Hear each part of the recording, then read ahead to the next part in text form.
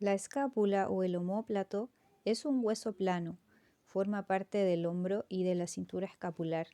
Tiene 3 costados conocidos como el borde cervical, axilar y borde espinal. Se ubica en la parte posterior superior del tórax. Su función: proporciona estabilidad al húmero, participa en el movimiento del brazo. El ligamento que estabiliza la escápula es el ligamento glenohumeral.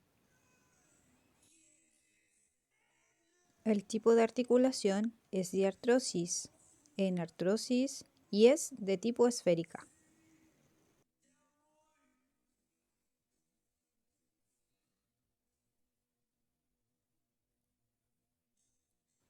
Cuando se genera esta unión articular entre escápula y clavícula, se genera la articulación acromioclavicular.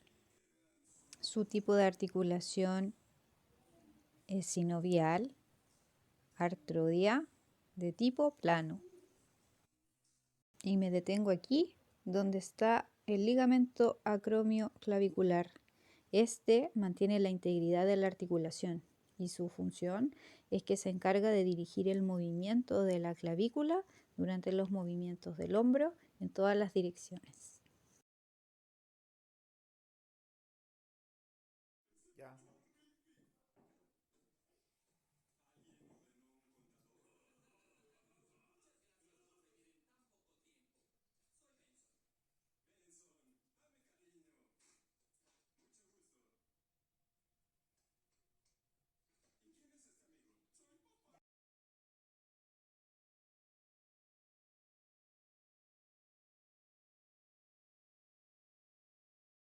Del bíceps braquial. Es como su nombre lo indica, es un músculo fusiforme formado por dos cabezas, una larga y la otra corta, que se originan en distintos puntos del hombro. Cada cabeza o vientre muscular va a tener un tendón independiente. Esta va a ser la cabeza corta, que va a tener un tendón mucho más pequeño, y la cabeza larga va a tener un tendón mucho más largo. La cabeza corta se va a originar en la apófisis coracoide de la escápula y la cabeza larga de nuestro bíceps se va a insertar en el tubérculo supraglenoideo de la escápula. Va a bajar por la parte anterior de nuestro brazo y se va a insertar en la tuberosidad bicipital del radio. ¿Qué movimiento vamos a realizar? ¿Va a realizar nuestro bíceps? El bíceps braquial es un músculo biarticular porque atraviesa la articulación del codo y atraviesa la articulación del hombro. Por lo tanto, va a intervenir en ambos movimientos. ¿Ya? El movimiento principal del bíceps braquial va a ser la flexión de codo. Este va a ser este movimiento. ¿Ya? Van a haber dos otros movimientos que son como accesorios, que va a ser el movimiento de supinación, ¿ya? De supinación de nuestro antebrazo.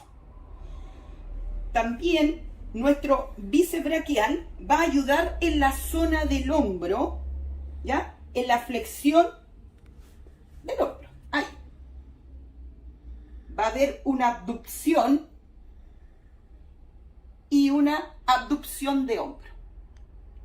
Ahora vamos a hablar del tríceps braquial, que está en la parte posterior del brazo. ¿Ya? El tríceps braquial es un músculo que está situado en la región posterior del brazo y está constituido en la parte superior por 3 porciones de cabeza. También va a ser el antagonista del bíceps braquial. Ya vamos a hablar de las 3 porciones. La primera porción es de cabeza larga, que va a llegar a la escápula. La cabeza lateral, que llega hasta el húmero. La cabeza medial, y la que nunca se va a ver, la va a estar cubriendo tanto la cabeza larga como la cabeza lateral, y es la más profunda. Las 3 cabezas se unen a insertar en el olecranon. En la base del olecranon va a hacer su inserción por su gran tendón del tríceps braquial.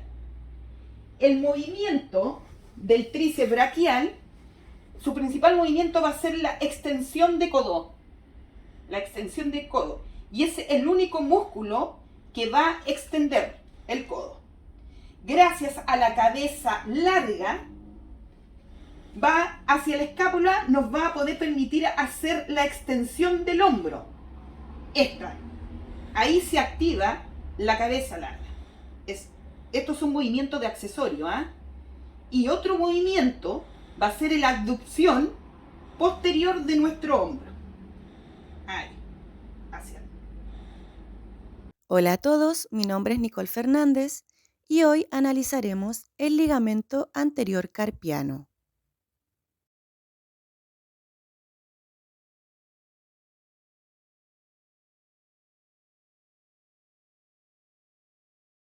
Este es un retináculo flexor. Es algo así como una banda fibrosa situada en la cara palmar de la mano. Se ubica muy cerca de la muñeca y se arquea sobre los huesos carpianos de la mano. Este ligamento cubre y forma el túnel carpiano.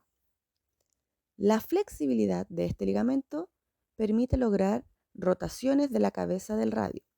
Es deformable y permite también los desplazamientos del eje del radio. Con el cúbito forma un cilindro fibroso que mantiene sólidamente el radio. Este ligamento, que se ve como una banda fibrosa, cubre al canal o túnel carpiano. Es decir, se encuentra por detrás del ligamento anterior del carpo. Por ejemplo, a las personas que sufren del síndrome del túnel carpiano, a ellas las someten a una operación en donde deben de cortar este ligamento para darle espacio y minimizar la presión del nervio, que es el que se inflama y presiona al nervio mediano. Si observamos estas imágenes vistas desde una posición anatómica, notaremos que nos estabiliza este ligamento anterior anular carpiano. Básicamente, nos ayuda a estabilizar la muñeca. Proporciona una superficie de deslizamiento continuo a través de la cara distal del cúbito y del radio, para hacer más eficiente la contracción de los músculos flectores y para realizar los movimientos de flexión y extensión, supinación, pronación y de desvío cubital radial. Nos ayuda a que estos movimientos sean limitados y no haya un movimiento más allá de lo que debería.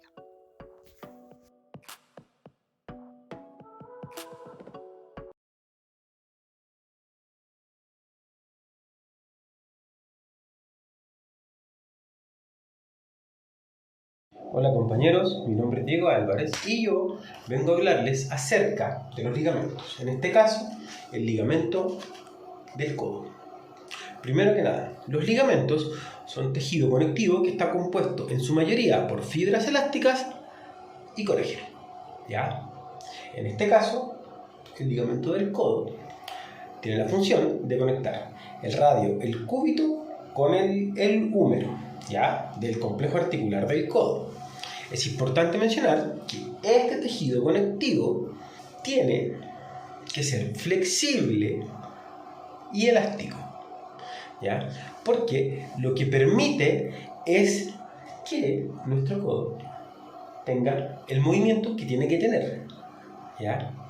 Por eso también tiene que ser resistente para que el codo no tenga un movimiento más allá del fisiológicamente permitido.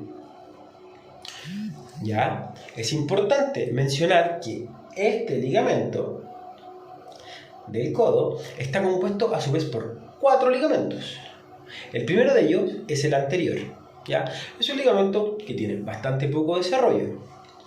El ligamento posterior, que tiene distintos tipos de fibras que van conectando los huesos del húmero con el olecranon, que es la parte más proximal del cúbito. ¿Ya? Tenemos también el ligamento colateral cubital, que es más fuerte, ¿ya? Que a su vez este ligamento colateral cubital, ¿ya? Tiene 3 tipos de fibras, ¿ya? La fibra anterior, la fibra posterior y la fibra oblicua, ¿ya? Y por último tenemos el colateral radial, ¿ya? Que es un ligamento fuerte y resistente que permite a este complejo articular mantenerse en su sitio y movilizarse fisiológicamente.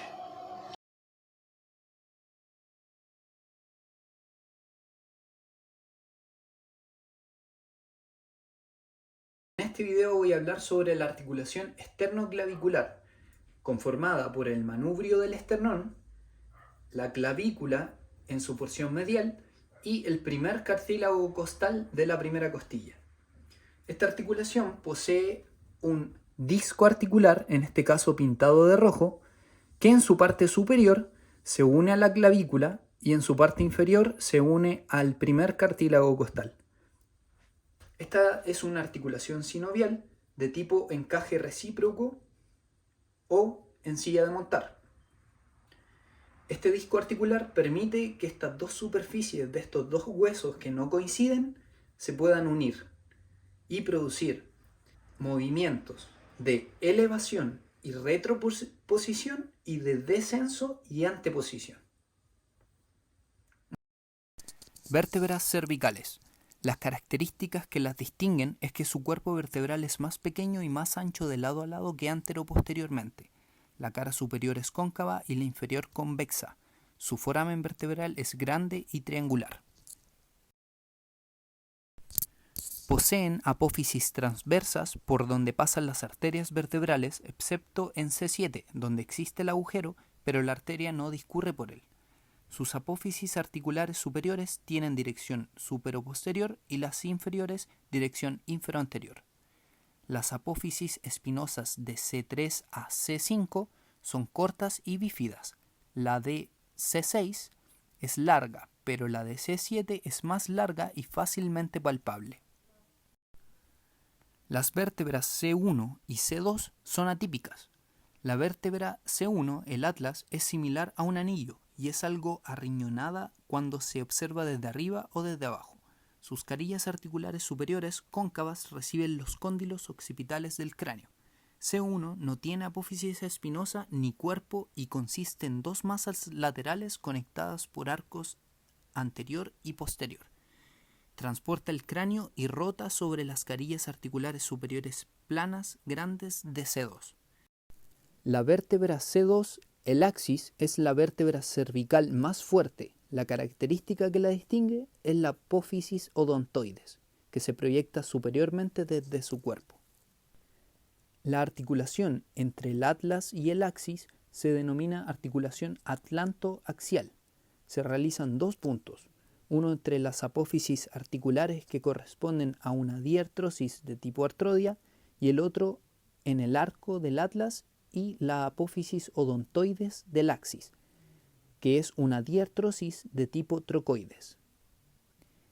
Este es el punto que permite gran parte de los movimientos de rotación de la cabeza.